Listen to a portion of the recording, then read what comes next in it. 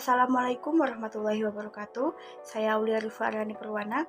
Di video kali ini saya akan mempresentasikan jurnal yang berjudul Dinamika Negara Hukum antara Rechtsstaat dan Rule of Law.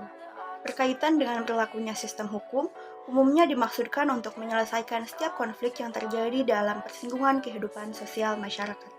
Pada umumnya, sistem hukum di dunia ini dibagi menjadi dua kelompok. Yang pertama yaitu sistem hukum Eropa kontinental atau Civil Law System, dan yang kedua yaitu sistem hukum Anglo-Saxon atau Common Law System.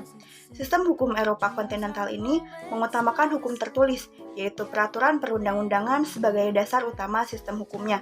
Sedangkan sistem hukum Anglo-Saxon, sumber utamanya adalah putusan hakim pengadilan atau jurisprudensi. Di sini saya memiliki dua pokok pembahasan. Yang pertama yaitu bagaimanakah konsep negara hukum Indonesia antara paham Rechtsstaat dan paham Rule of Law. Dan yang kedua yaitu apa hubungan negara hukum dengan demokrasi. Sebelum ke pembahasan selanjutnya, kita perlu memahami terlebih dahulu pengertian dari negara hukum itu sendiri serta pengertian dari demokrasi. Negara hukum merupakan terjemahan dari istilah Rechtsstaat atau Rule of Law. Secara sederhana, yang dimaksud dengan negara hukum adalah negara yang penyelenggaraan kekuasaan pemerintahannya didasarkan atas hukum. Di dalamnya, pemerintahan dan lembaga-lembaga lain dalam melaksanakan tindakan apapun harus dilandasi oleh hukum dan dapat dipertanggungjawabkan secara hukum. Sedangkan demokrasi berasal dari kata Yunani yaitu demos dan kratos. Demos artinya rakyat dan kratos berarti pemerintahan. Seorang ahli politik yang bernama Abraham Lincoln mengatakan bahwa demokrasi adalah pemerintahan dari rakyat, oleh rakyat, dan untuk rakyat. Yang pertama yaitu mengenai konsep negara hukum Indonesia. Seorang sarjana hukum Jerman yaitu Friedrich Julius Stahl mengatakan bahwa negara hukum harus memiliki ciri-ciri. Yang pertama yaitu adanya perlindungan HAM, yang kedua adanya pemisahan atau pembagian kekuasaan, yang ketiga adanya pemerintahan berdasarkan peraturan-peraturan, dan yang keempat yaitu adanya peradilan administrasi yang bebas dalam perselisihan. Ada tiga tipe negara hukum dalam perspektif Rechtsstaat. Yang pertama, tipe negara hukum liberal, yakni menghendaki agar negara berstatus pasif, artinya negara harus tunduk pada peraturan-peraturan negara. Yang kedua, tipe negara hukum formil, yakni negara hukum yang mendapatkan pengesahan dari rakyat, segala tindakan penguasa memerlukan bentuk hukum tertentu dan harus berdasarkan undang-undang. Yang ketiga, tipe negara hukum material, yakni pengembangan lebih lanjut dari negara hukum formil.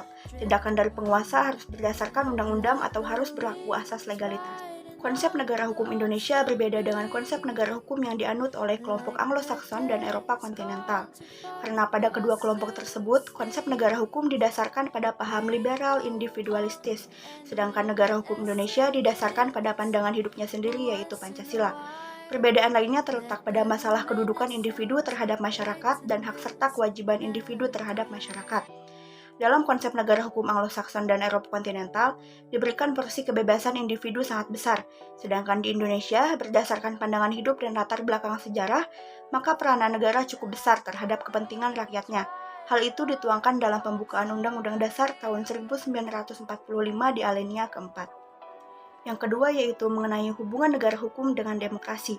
Hubungan antara negara hukum dengan demokrasi dapat dinyatakan bahwa negara demokrasi pada dasarnya adalah negara hukum. Negara hukum hanyalah satu ciri dari negara demokrasi, karena masih dibutuhkan syarat-syarat di luar negara hukum agar dapat dinyatakan sebagai negara demokrasi, seperti adanya pemilihan umum, kebebasan berpendapat, dan sebagainya. Adapun demokrasi sebagai sikap hidup yang ditunjukkan dengan adanya perilaku yang taat pada aturan. Negara hukum menjadi unsur pendukung tegaknya demokrasi. Tanpa aturan hukum, kebebasan dan kompetisi tidak terkendalikan. Negara demokrasi tidak mungkin terwujud tanpa adanya hukum. Sekian yang dapat saya sampaikan. Terima kasih atas perhatiannya. Wassalamualaikum warahmatullahi wabarakatuh.